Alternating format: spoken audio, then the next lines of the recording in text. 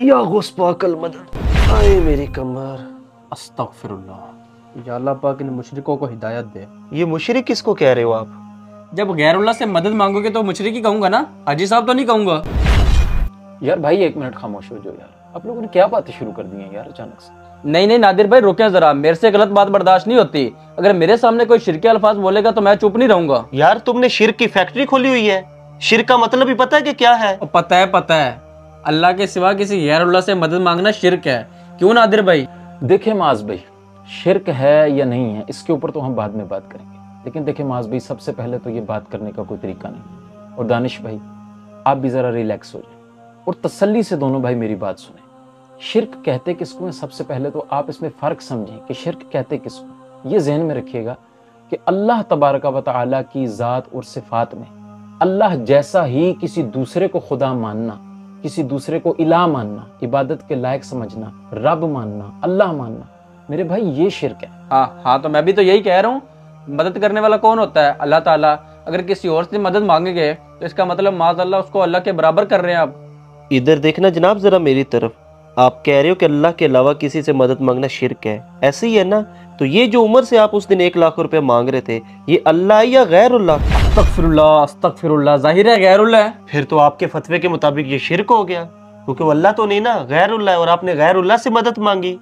लेकिन वो तो हाँ ये तो जाहिर सबाब है, आप लोग तो मुर्दों से मांगते हो। अल्लाह के बंदो इस तरह की कोई बात नहीं, आप तसल्ली से मेरी बात सुने। 2 और 2 4 वाली बात है, एक कायदा कुलिया अपने जहन में रख लें, इंशाल्लाह आपको सारी बात समझ आ जाएगी। इसमें लड़ने वाली कोई बात ही नहीं है।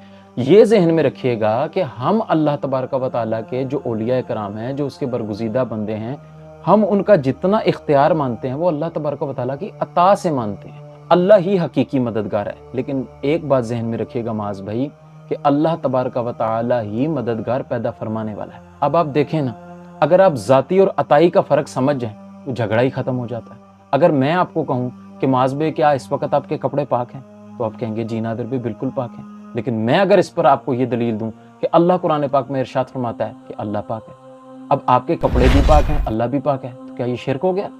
नहीं मेरे भाई, हरगिज़ ऐसा नहीं है, क्योंकि अल्लाह तबारक व तआला का पाक होना उसके अपने शायान शान है। आपके कपड़ों का पाक होना अल्लाह तबारक व तआला की अता से है। आप देखते हैं, आप सुनते हैं, जबकि अल्लाह तबारक व तआला इरशाद फरमाता है कि वह हुवस समीउल बसीर, और वो देखता और सुनता है। तो क्या ये शिरक हो गया? आप भी देखते सुनते हैं, अल्लाह भी देखता सुनता है। नहीं मेरे भाई, शिरक नहीं हुआ। आप देखते सुनते हैं अल्लाह तबारक व तआला की अता से, जबकि अल्लाह तबारक व तआला को किसी ने अता नहीं किया। अल्लाह तबारक व तआला का अपना जाती है। तो मेरे भाई जाती और अताई के फ़र्क को समझो तो सारा झगड़ा ख़त्म हो जाता है। अल्लाह तबारक व तआला के जो औलिया हैं वो अल्लाह तबारक व तआला की अता से हमारी मदद करते हैं। तो रही बात दुनिया से चले जाने की, जिस तरह मुआज़ भाई ने कहा कि मुर्दे हैं, दुनिया से चले गए हैं तो सुनते कैसे हैं? तो मेरे भाई क्या आपने वो बुखारी शरीफ की हदीस नहीं पढ़ी कि रसूलुल्लाह अलैहिस्सलाम ने जब जंग बदर ख़त्म हुई और कुफ़ार के सारी जो लाशें थे वो उठा के कुएँ में फेंक दिए गए, उसके दहाने पे खड़े होकर हुज़ूर अलैहिस्सलाम ने जब मुर्दों से खिताब किया, और वो मुर्दे मुसलमान नहीं थे, वो काफिर थे, वो हुजूर अलैहिस्सलाम का कलमा नहीं पढ़ते थे, वो अल्लाह तबारक व तआला पे ईमान नहीं लाए थे। जब उनका किताल हुआ, उनको डाल दिया गया कुएं के अंदर, एक गड्ढे के अंदर, तो उसके दहाने पे खड़े होकर रसूलुल्लाह अलैहिस्सलाम जब खिताब फरमा रहे थे तो हज़रत फ़ारूक आज़म रज़ियल्लाहु तआला अन्हु ने हुजूर अलैहिस्सलाम से अर्ज़ की कि या रसूलल्लाह आप मुर्दों से बात कर रहे हैं, क्या मुर्दे सुनते हैं? तो रसूलुल्लाह अलैहिस्सलाम ने फ़ारूक आज़म रज़ियल्लाहु तआला अन्हु से इरशाद फरमाया कि हाँ फ़ारूक, ये तुमसे कई गुना ज़्यादा सुनते हैं। तो ईमान से बताएं मुआज़ भाई, जब कुफ़ार मरने के बाद सुन सकते हैं तो क्या अल्लाह के वली नहीं सुन सकते? नादिर भाई बिल्कुल ठीक कह रहे हैं मुआज़ भाई। आपने वो हदीस पाक नहीं पढ़ी जिसमें रसूलुल्लाह सल्लल्लाहु तआला अलैहि वसल्लम ने फरमाया कि जब तुम बयाबान में खोजो और तुम्हारी मदद के लिए कोई ना हो तो तुम यूं पुकारो, या इबादल्लाहि अईनूनी, या इबादल्लाहि अईनूनी। तो फरमाया अल्लाह के कुछ ऐसे बंदे हैं जिन्हें तुम नहीं देखते लेकिन वो तुम्हारी मदद के लिए आ जाते हैं।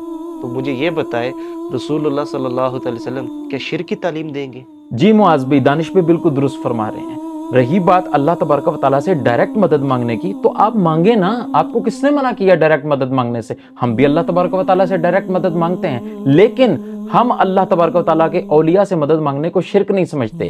अगर आप अल्लाह तबारक व तआला से डायरेक्ट मांगना चाहते हैं बिल्कुल मांगे, लेकिन मुआज़ भाई अल्लाह तबारक व तआला के औलिया से अगर आप मदद मांगने को शिरक समझते हैं तो इसके ऊपर आपको कुरान और हदीस से दलील लाना होगी।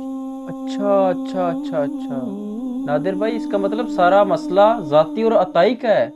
फिर हम लोग एवं ही आप लोगों पे शिर्क और मुशरिक की तोहमत लगाते रहते हैं। जब देने वाला ही अल्लाह है तो फिर हमें क्या एतराज़ हो सकता है। दानिश भाई, मैंने आपसे ही बहुत बदतमीज़ी किया, खुदारा मुझे माफ़ कर दें। नादिर भाई, आपका बहुत शुक्रिया जो आपने मेरी सलाह कर दी।